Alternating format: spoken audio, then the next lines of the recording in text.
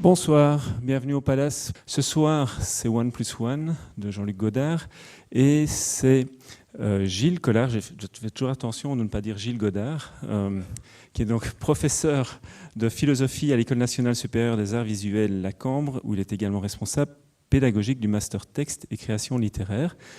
Et évidemment, comme chaque fois, Jean-Pierre Verskior, historien des techniques du cinéma, qui va nous parler, lui, de la technique qui a été employée par Jean-Luc Godard sur ce film. Je vous demande de me rejoindre sur scène, s'il vous plaît.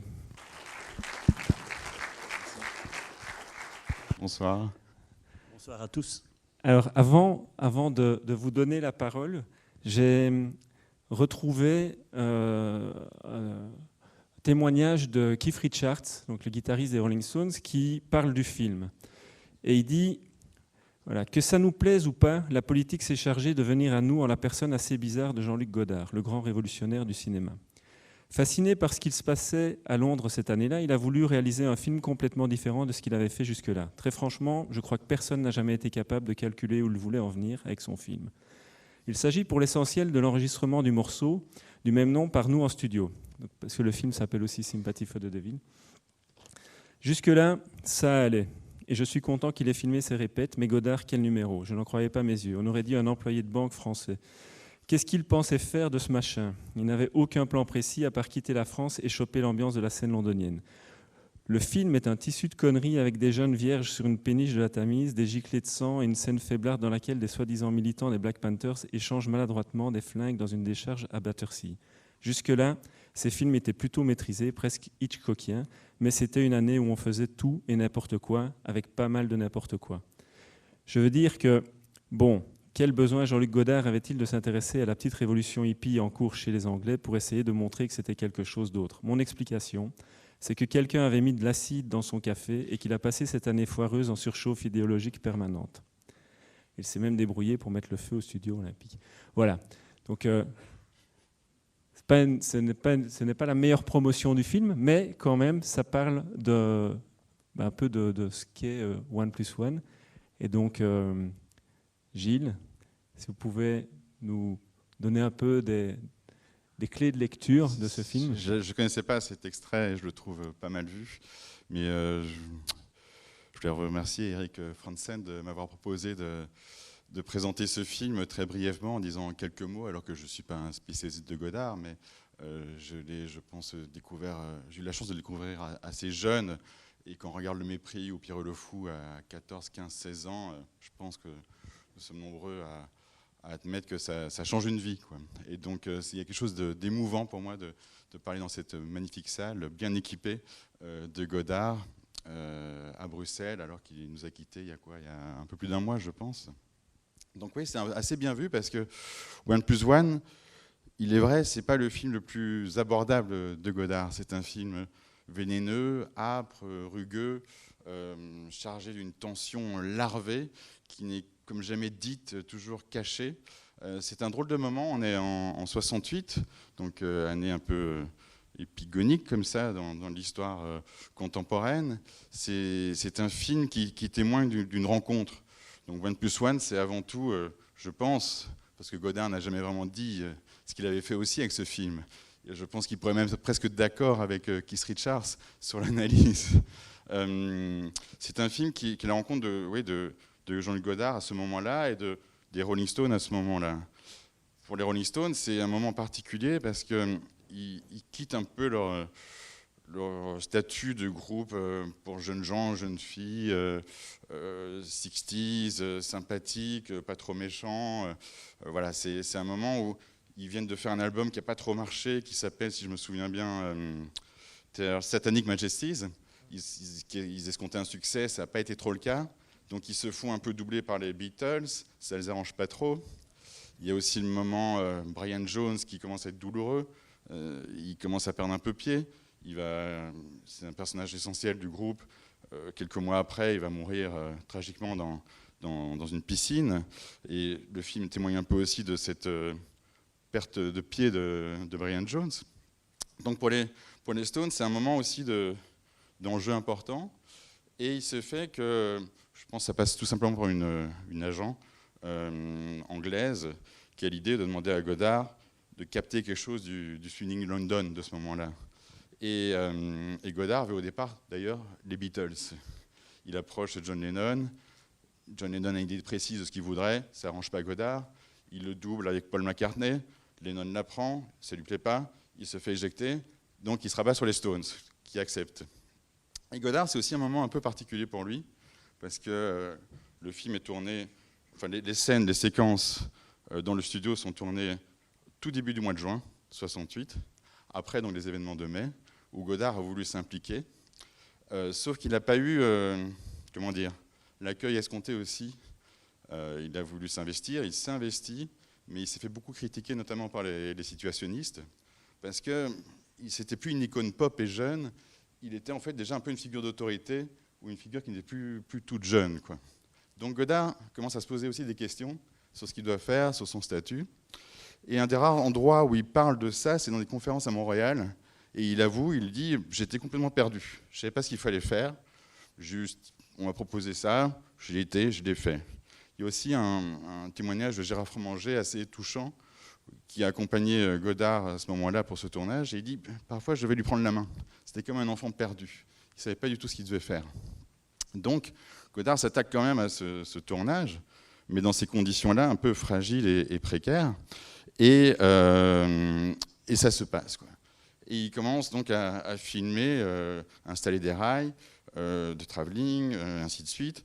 Et il y a une belle expression d'un journaliste français, je crois que c'est Kaganski, qui dit « Godard commence à filmer les Stones comme les ruines de Pompéi ».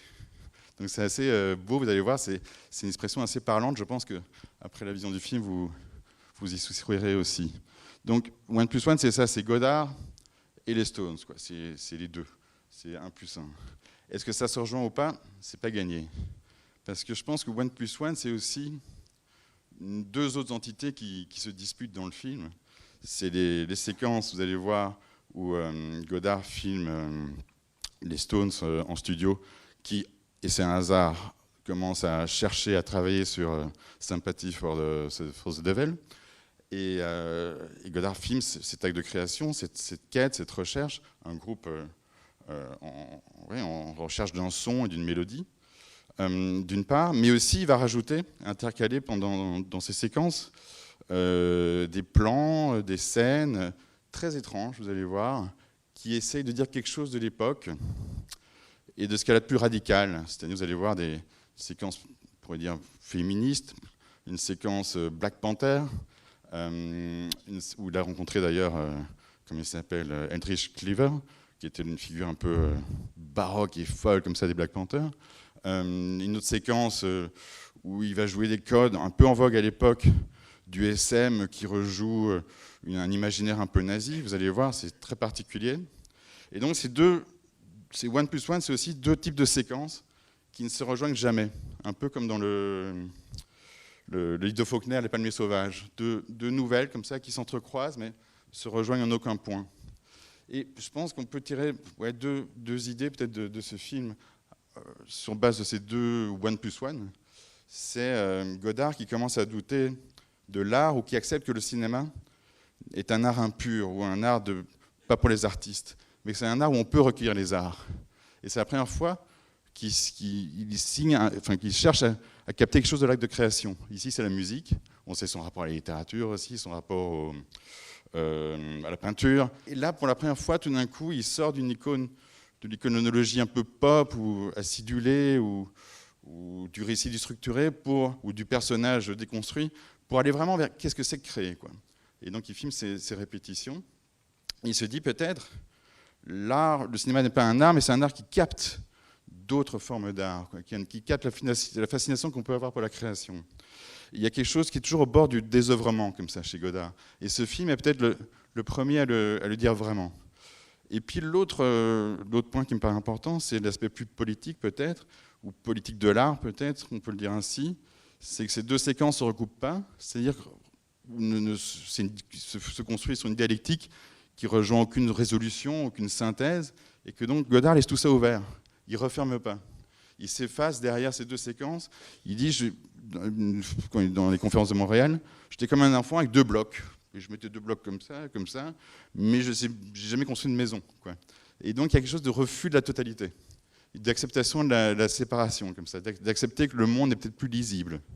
Et ça va assez loin, parce que c'est un film qui quand même bascule dans sa filmographie, parce que c'est le dernier film qui sortira en salle pendant 3 ans. Pendant 3 ans après, il n'y aura plus de films de Godard en salle. Mais plus loin que ça, il va aller jusqu'à l'effacement de l'auteur, puisque après, c'est des films qui sont signés Dziga Vertov, le groupe Dziga Vertov, qui est lui et quelques camarades. Il quitte Paris, il va à Grenoble. C'est ça d'une part. Et puis, les films qu'il produit, ce ne sont plus des films non plus qui ont une prétention à l'art, c'est un peu des ciné-tracts, c'est des films militants, des films politiques, des films plus documentaires, mais qui cherchent un langage qui n'est pas le langage de l'art, mais un langage qui cherche une prise sur le réel, comme ça. Donc c'est un film vraiment bascule et intéressant de ce point de vue-là. Il y a une ouverture sur à la fois ce qui va être des années 70 très âpre aussi, très dur, très obscur encore. Peu de gens ont vu ces films encore aujourd'hui, je pense. Et qui annonce quand même aussi quelque part le Godard de 80 et puis 2000, qui est une période que j'aime beaucoup, c'est début 2000, c'est Éloge de l'amour, où Godard va réinvestir le langage de l'art, refaire du cinéma, ce geste impur qui essaie de capter quelque chose de la création, mais toujours au bord de la fin de l'art ou de la fin de l'histoire ou du désœuvrement. C'est-à-dire que toujours chercher quelque chose, qu'est-ce qu'il y a plus que l'art? Est-ce que c'est la vie, l'histoire, la mélancolie? Est-ce que c'est la perte? Enfin voilà, je pense que c'est un film de ce point de vue-là charnière qui est assez touchant, parce que c'est à la fois l'ouverture vers un puits comme ça, vers un fossé, dont il sortira que début des années 80, pour, je pense, donner toute sa mesure, pour moi, fin 90, début 2000. Mais merci. Jean-Pierre, au niveau, je dirais, technique, de la forme, il y a des choses à dire. Oui, merci Eric, merci Gilles. Vous avez beaucoup parlé du fond. Alors dans le langage filmique, dans le cinéma, ce fond a besoin d'une forme pour exister. Et Jean-Luc Godard est très sensible à cette forme. Lors de la période de la Nouvelle Vague, il va utiliser une caméra à l'épaule et il va fondamentalement changer les codes. Il va tourner plusieurs films, dont Pierrot le Fou par exemple, caméra à l'épaule, plus besoin de travelling, plus besoin de rail. Il va radicalement changer tout ce qui avait été acquis par rapport au tournage, et il le fera aussi dans Le Mépris, qu'il va tourner en Franscope, même en Technicolor. Il dira plus tard, d'ailleurs, il utilisera plus tard d'autres mots. Dans la bande-annonce, il annonce le film en Franscope Technicolor, mais dans le générique du film, il dit en scope couleur, développé en France. Donc ça pose quand même quelques problèmes. Et plus tard, il tournera Je vous salue Marie en Techniscope, beaucoup plus tard. Ça veut dire que Jean-Luc Godard est très sensible à ces différentes formes. Et ici, je suis réellement très embarrassé. Parce que pour le film qui va suivre, bon, il n'y a rien de classique dans la prise de vue. Il n'y a pas de théorie propre aux techniques de prise de vue chez Godard. Autant on pourrait parler de l'évolution de la prise de vue chez Fritz Lang, par exemple, ou chez Hitchcock, qui sont extrêmement académiques, autant ici, et certainement pas ce soir, Jean-Luc Godard s'écarte totalement des systèmes classiques. C'est complètement déjanté. Alors voilà, donc je suis embarrassé parce que je ne sais pas dire grand-chose. Il s'écarte des conventions, il y a des mouvements de caméra incompréhensibles, alors qu'il travaillait avec Raoul Coutard depuis de nombreuses années. Ici, il est en Angleterre avec un directeur photo, dont j'ai oublié le nom d'ailleurs, mais j'ai été vérifié sur Internet et il a réalisé la photo de quelques grands classiques quand même. Mais ce n'est pas quelqu'un qui avait l'habitude de travailler avec Godard. Mais peu importe. Avec Godard, vous savez, il faut travailler comme lui le veut.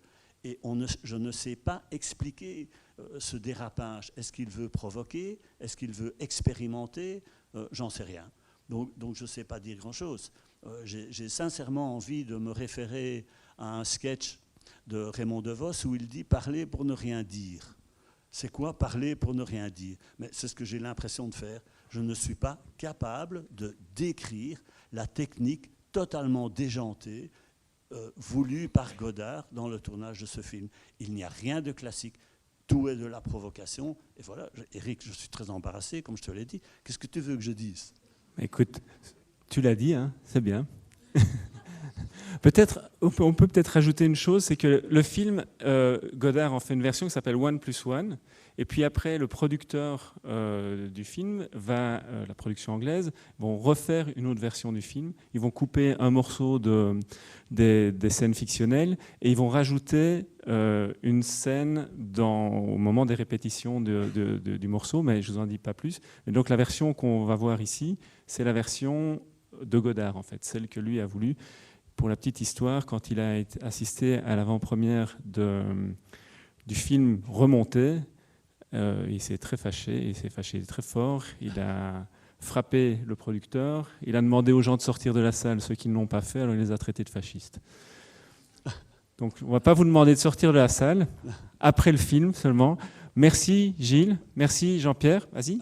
J'ai encore une toute dernière chose à dire, c'est qu'il existe deux finalités dans l'œuvre de ce film 1+1, c'est que le film a été tourné plein cadre, donc c'est dans un format à peu près carré, mais dans ce carré, il faut imaginer dans un carré un rectangle au format 66:1, ça veut dire une image qui est 1,66 fois plus large que haute, et cette composition-là, l'action est pensée par rapport à cette composition-là, et ça c'est la version cinéma, c'est celle que vous allez voir aujourd'hui en 35 mm, exactement comme Godard l'a voulu à l'époque. Et ça c'est la particularité du Club 35, c'est présenter le film dans sa forme originelle.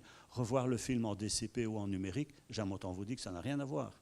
Et donc voilà, donc vous allez assister à une version archéologique exacte de la projection de ce film. Il existe une version Académie au format 4/3, visible à la télévision, avec beaucoup d'air au-dessus et en dessous de l'image. Et donc, le film a été tourné dans ce que l'on appelle un format plein cadre à format multiple. Un format pour la télévision et un format qui concentre l'action dans une zone que l'on appelle le format principal du film. Et c'est ce format-là que vous verrez ce soir, en 35 mm, parce que vous êtes une des rares salles à pouvoir respecter précisément cette forme originelle. Projeté sur un écran cinémascope. L'écran qu'il y a derrière nous est un écran scope. Eh bien, pour respecter le rapport image, écran, spectateur dans l'œuvre de Godard, il faut des conditions particulières de projection. C'est respecté ici au Palace. Et donc, soyez rassurés, vous verrez la forme originelle de l'œuvre exactement comme Jean-Luc Godard le voulait. Et pour revenir à cette petite chose de petit mot fasciste, là, un des rares trucs qu'il a dit aussi sur son film après le coup dans les années 80, c'est, avec ces deux petits blocs là comme un enfant, il dit j'ai voulu aussi peut-être dire il n'y a pas les fascistes d'un côté et la révolution de l'autre, c'est plus compliqué que ça. Bon voilà, je vous laisse avec cette phrase énigmatique avant la projection. Merci beaucoup, bonne séance.